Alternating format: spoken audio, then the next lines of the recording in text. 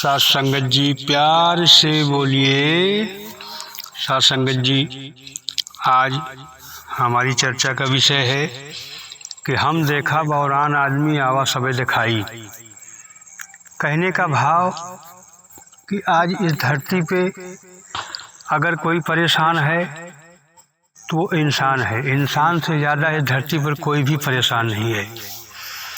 जिससे भी पूछ लो कि भाई क्या समाचार है, वो व्यक्ति बड़ी सरलता से बता देता है कि भाई मैं बहुत परेशान हूँ। हमने कुछ लोगों से पूछा कि भाई क्यों परेशान हो, तो उन्होंने बताया कि भाई मैं भूत प्रेत से बहुत परेशान हूँ। 20 ओझा के पास में हम चले गए, लेकिन हमारी समस्या का निदान नहीं हुआ। आओ विचार करने की बात है कि जो इस शरीर को छोड़ के चले गए वो भी इंसान की परेशानी का कारण बने हुए हैं। तो आप अंदाज़ा लगा सकते हो कि धरती पर इंसान कितना परेशान हो सकता है, जिसे मृत आत्माएं भी परेशान कर रही हैं। भूत का मतलब हो गया जो बीत गया। जो बीत गया वो भी इंसान को परेशान कर रहा है। तो फिर इंसान इस धरती पे रह तो रहा है, लेकिन कितने बड़े मानसिक तनाव में रह रहा है, इसका अंदाज़ा इसी से लगाया जा सकता है। हमने बहुत सारे लोगों से पूछा कि भाई आप क्यों परेशान हैं, तो कोई कह रहा है कि मैं बेटे से परेशान हूँ, तो कोई कह रहा है कि मैं पत्नी से परेशान हूँ, कोई कह रहा है कि मैं पति से परेशान हूँ, कोई कह रहा है कि मैं परिवार से परेशान हूँ, कोई कह रहा है कि मैं पड़ोसी से परेशान हूँ, कोई कह रहा है कि मैं रिश्तेदार से परेशान हूँ, कोई कह रहा है कि मैं बीमारी से परेशान हूँ।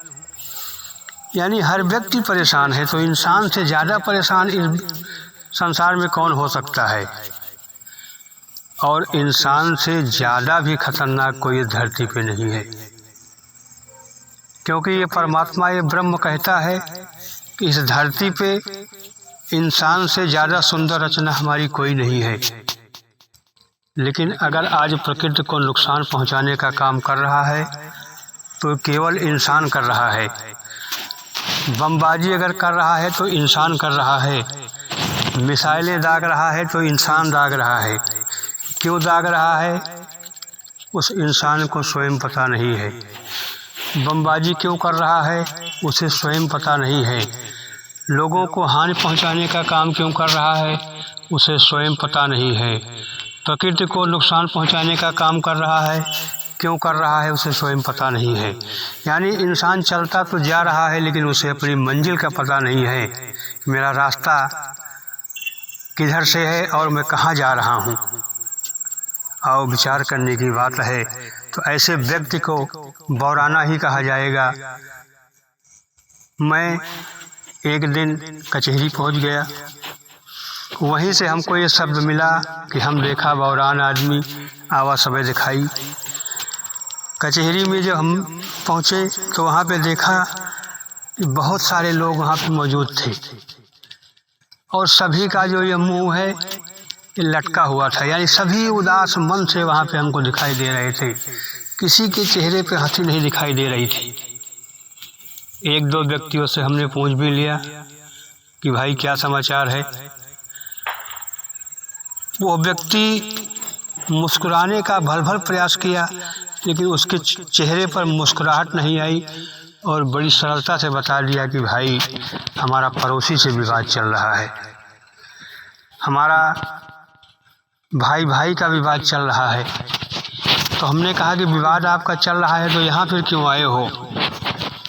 उसने कहा भाई यही तो परेशानी का कारण है कि यहाँ आकर के पैसा देना पड़ता है। क्योंकि जब यहाँ हम आकर के पैसा देते हैं, यहाँ जब हम पैसा देते हैं तब ये बोलते हैं, हम पैसा नहीं देते हैं तो फिर ये नहीं बोलते हैं। यही तो परेशानी का कारण है।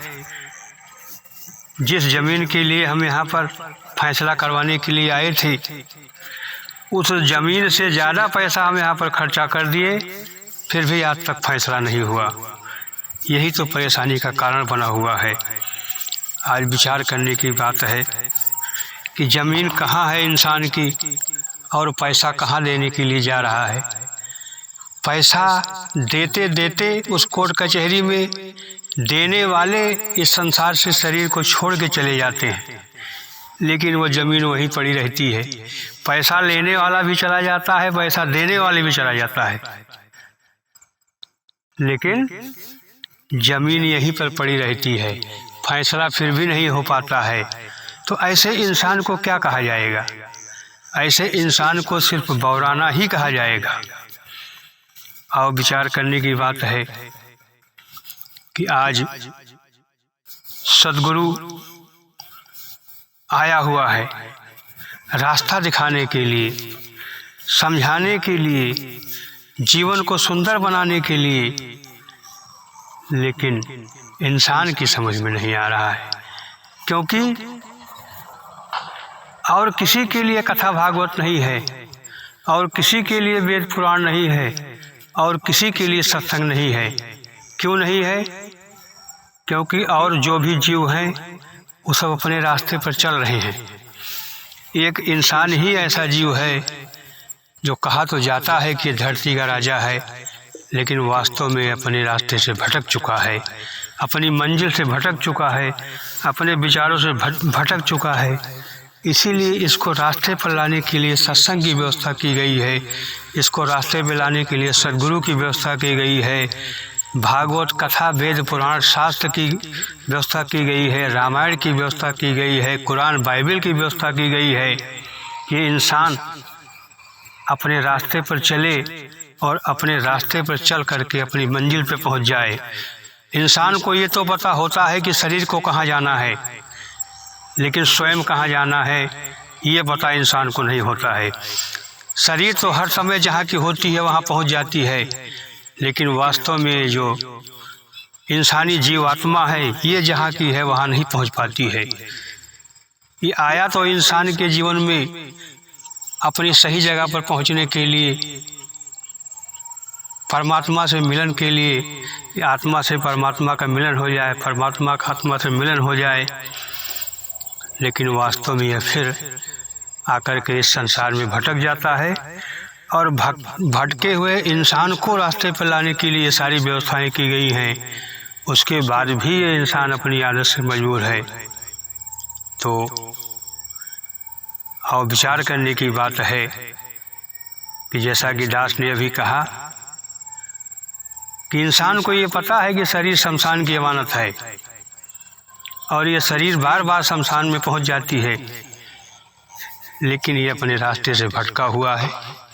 तो कृपा करो, आप संत जन हो, भगत जन हो, रहमत करो कि जो भटकी हुई आत्माएं हैं ये अपनी भटकन को समाप्त करके आपके चरणों में समर्पित हो जाएं, और आपके चरणों में समर्पित हो करके इस इंसानी शरीर में जहाँ को जाने के लिए आए हुए हैं सब अपनी मंजिल को प्राप्त कर लें।